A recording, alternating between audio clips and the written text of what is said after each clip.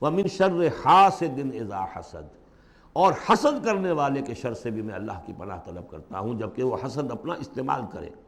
اگر حسد ہے دل کے اندر ہے تو بات اور ہے، حسد کو بروئے کار لائے وہ، اور وہ انسان کے درپے ہو جائے اس حسد کی وجہ سے اس سے کوئی نقصان پہنچانے کو۔ اور اسی کے تابع ہے عین، العین حق، کہ اگر انسان اس حاسدانہ نگاہ سے کسی کو دیکھتا ہے اس کے بھی اثرات ہوتے ہیں، اور اس دیکھنے کے بھی کچھ برے اثرات جو ہیں وہ ظاہر ہو جاتے ہیں۔ تو یہ تمام چیزیں اپنی جگہ پر ہیں، لیکن ان سے پناہ کرنے کے لیے آپ لمبے چوڑے کوئی اور شکلوں میں نہ پڑیں۔ یہی معوذتین اللہ نے جو محمد رسول اللہ کو تلقین فرمائے، سارا دار و مدار ان پر ہونا چاہیے۔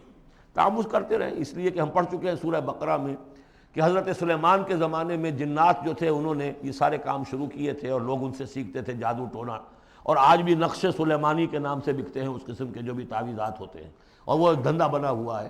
تو اس کو لوگوں نے سیکھا، اور وہ لوگ جو ہے آج بھی ہمارے ہاں یہ چیزیں چل رہی ہیں، لیکن یہ چیزیں حرام کی گئی ہیں، اور کہا گیا ہے کہ کوئی کسی کو نقصان نہیں پہنچا سکتا جب تک کہ اللہ کا اذن نہ ہو۔ اگر یہ یقین انسان کے دل میں ہو تو پھر اسے کوئی نقصان نہیں ہوگا۔